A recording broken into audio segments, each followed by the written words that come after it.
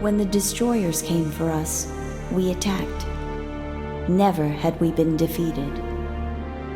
They were like the others, strange, hideous, resisting, fighting. Only these were not like the others. They did not die. Ah, the Shivans, the single most memorable antagonist in any story I can remember experiencing as a kid. Yes, even more impactful to me than Darth Vader, even if I never dressed up as one for Halloween. The Shivans are an interesting creation even from a purely game design standpoint. This will come up again when I get to Freespace 2, since they never really lose their threatening stature no matter how many of them you kill. Instead of building tension through presenting you as something invulnerable, Freespace takes the opposite approach and instead renders nearly all of your efforts futile. There's never an end to the Shivans. You can't run from them, and you can't kill them all. But I'm getting ahead of myself. I ended the last discussion right before their real introduction because it's about as perfect an introduction as you can give a Lovecraftian-styled monster. Out of the Dark into the Night ties in the main subplots of the early Freespace missions to the game's main story. This is the third mission dealing with the Avenger, and the prototype will take on a whole new level of importance partway through this mission.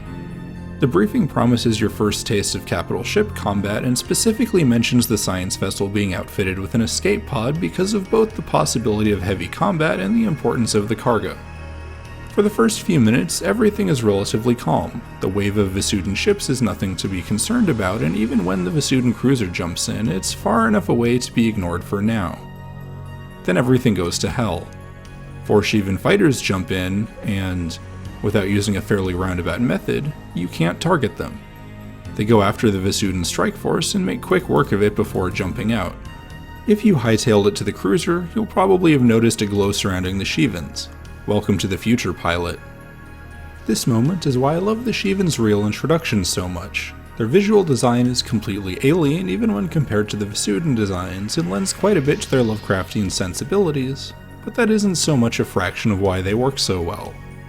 I've spent quite a bit of time talking about the lack of shields in early Freespace 1, and this is why. The Shivans are your introduction to the technology, and it's a terrifying lesson to say the least. You'll be lucky to scratch their hulls, and while it's still completely possible to kill them, even with practice, it's incredibly difficult. There's now a gameplay imperative for the Avenger to be produced, in addition to its narrative importance.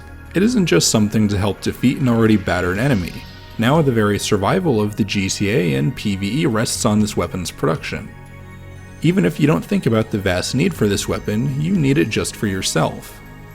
Even if you manage to destroy a Shivan ship in Out of the Dark into the Night, it took minutes, and you don't have minutes in a dogfight. To even have a chance at surviving this new enemy, you need this weapon, and without it, your objectives may well be impossible. Add to this the inability to target the Shivans, and the other reason for the first 4 missions should be clear: getting you comfortable enough with the system so that comfort can be yanked away. To this point, the Shivans are both a mechanical and narrative antagonist, to borrow from extra credits. They've been set up through the narrative already, but when you finally meet them yourself, you too get to experience the terror Lieutenant Ash faced in the opening cutscene, as just about everything you've learned up to this point no longer applies.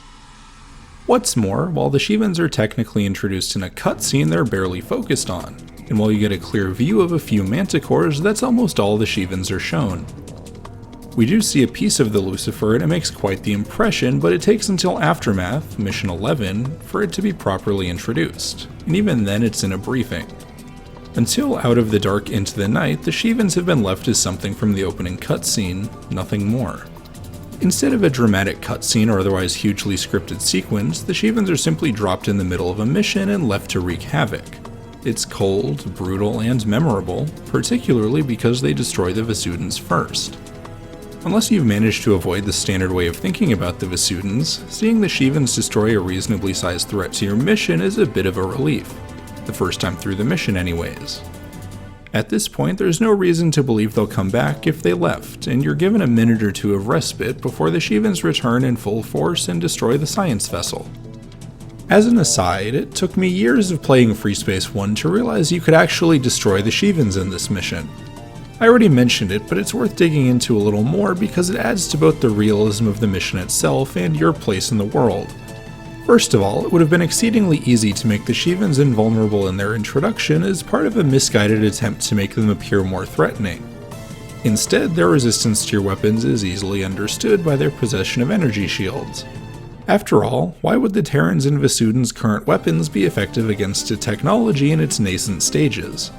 While the dumbfire missiles you have access to are at least more effective than anything else from a raw damage standpoint, the inability to target the Shivans combined with their relatively low velocity makes them difficult to use in a dogfight. Again, having next to no information on the Shivans and their clearly alien technology, the inability to target them isn't a leap of logic and makes them all the more threatening at this point in the game. So what we're left with is an enemy that seems invulnerable without actually having been flagged that way, and in many cases this is the best possible way of changing the rules of engagement. You aren't entirely helpless, but that's not much comfort, is it? If the Shivans were invulnerable and out of the dark into the night, it would rob players of a real accomplishment, both in the narrative and in the game's systems, and it wouldn't make them any more frightening. The amount of time and focus you have to devote to bringing down a single fighter or bomber is in many ways more terrifying than being completely helpless. Even performing at your absolute best, you're lucky to destroy a single fighter or bomber, and even then it does nothing to prevent the destruction of the vessel you're protecting. You're made helpless without being completely ineffective. Rather than being able to throw up your hands and tell yourself you couldn't do anything, you know you could have succeeded. If only you'd had more help. If only there were more wings of fighters with you. If only the GTA wasn't stretched so thin. From a game design perspective, the fact that Volition allowed and even planned for players to destroy a Shivan ship in their introduction is a microcosm of how well thought out Freespace's fiction and gameplay connections are. The Shivans are scary because of how poorly you're equipped and how advanced they are. You experience this firsthand through gameplay before you're told anything concrete about them. Even with the Lucifer actually being invulnerable in the original retail campaign, there's never a gameplay situation where that fact comes up and feels like a convenience rather than a tool for making it more frightening. Given that the Lucifer is the only ship in Freespace 1 to have beam cannons and its propensity for spewing endless waves of fighters, its invulnerability rarely has time to come into play systemically. In fact, across Freespace, the systems remain almost entirely consistent, with the Shivan's introduction and the mission as Lightning Fall in Freespace 2 being the largest departures from the game's standard implementation, and even then it's barely one. At most, both toy with the player's sensors as a way of building tension and paranoia, and it's this adherence to keeping the game's rules consistent that helps create a sense of realism in a game about fighting unknowable creatures in the style of World War II in space. The Shivans ultimately play by the same rules as the Terrans and Vasudans. They're just more technologically advanced and have unknowable motivations. They only seem to exist to destroy other spacefaring life. Both their introductions paint them as terrifying killers. There are a few of us left. We know we will soon be gone, and so we can see our fate as others will see it. There will be little legacy, no great expressions of what we once were. Our technology, our achievements, if ever they are seen again, will spawn none of the awe that filled our conquests. We know our fate. We are being eliminated. When we traveled subspace, the cosmic destroyers took note.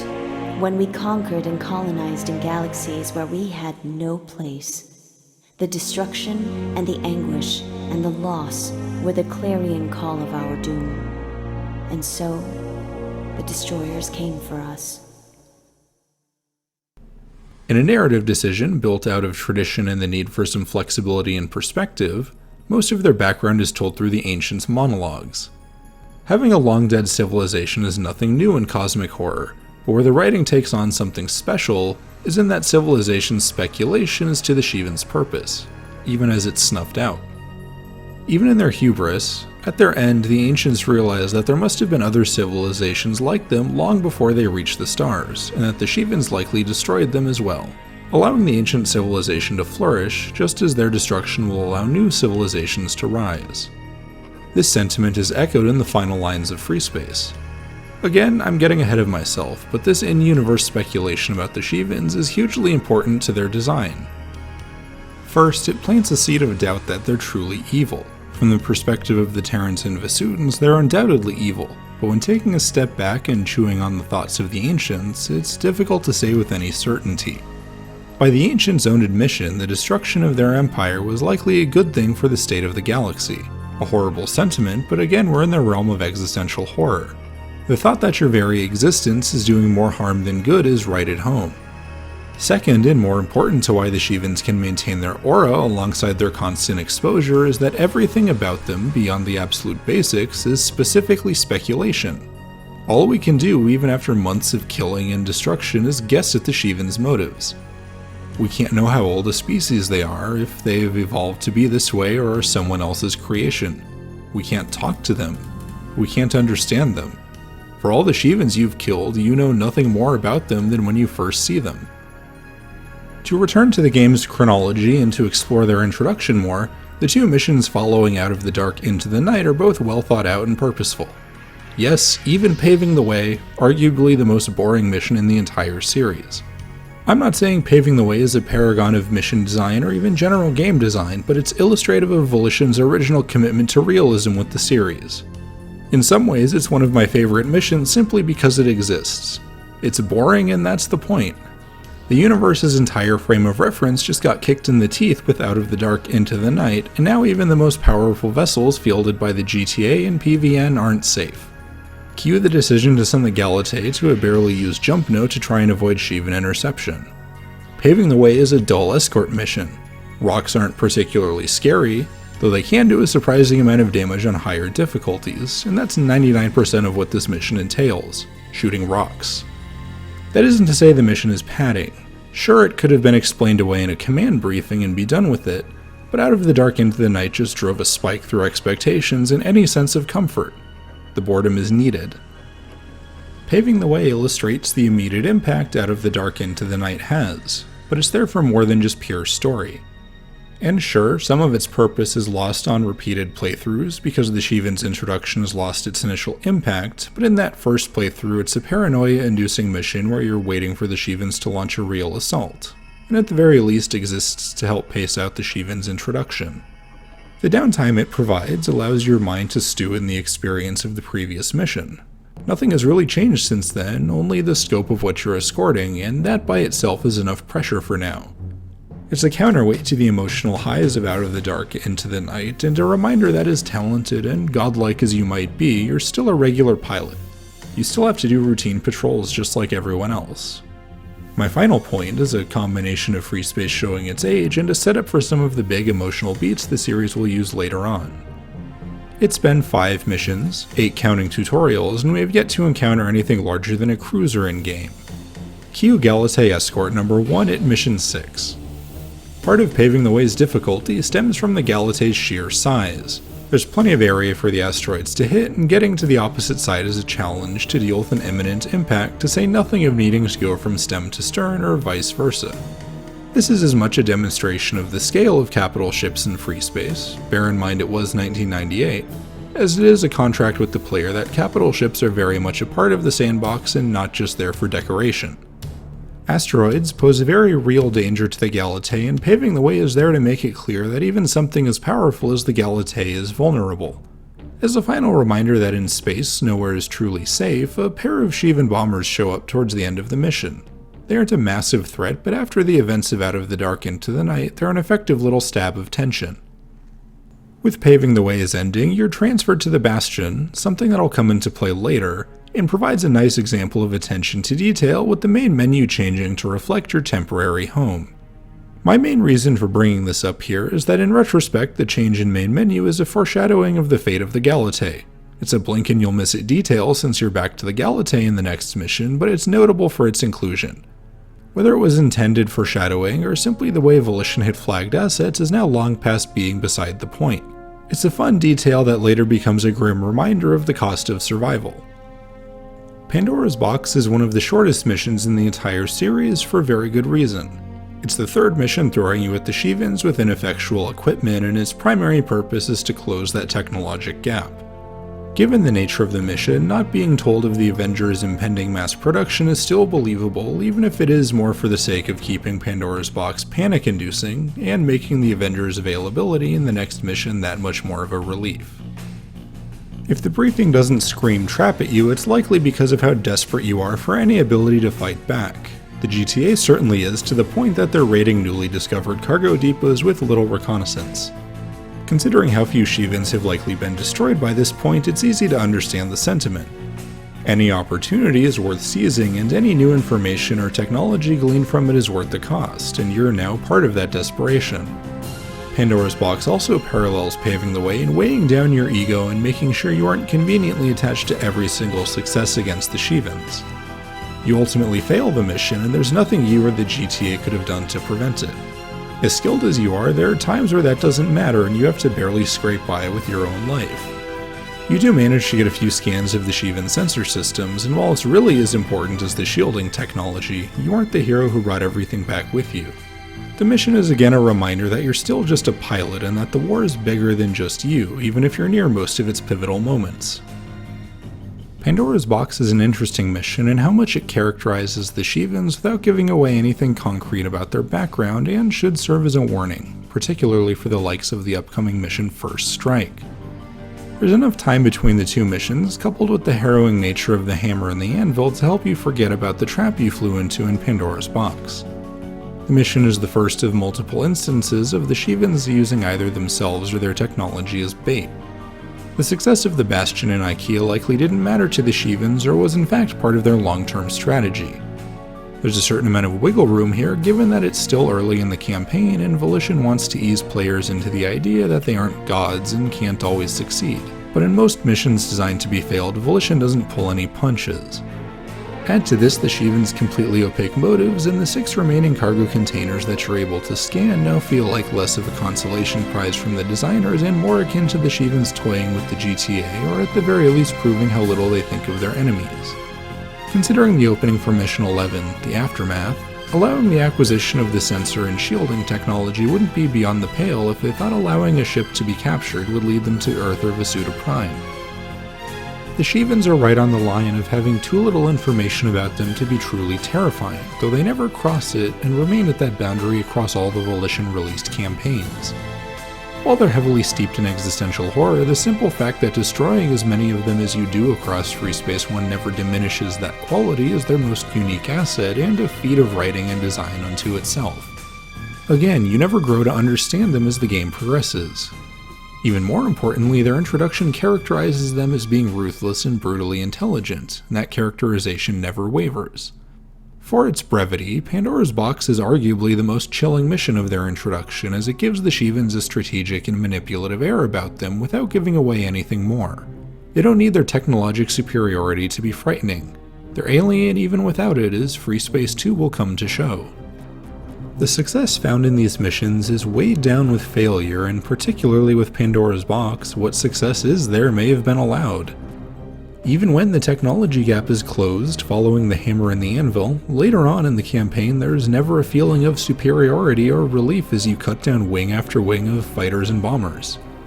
The Shivans repeatedly outmaneuver the GTA and PVN and use their remaining superiority through the Lucifer to horrifying effect, and is almost all set up through their gameplay introduction.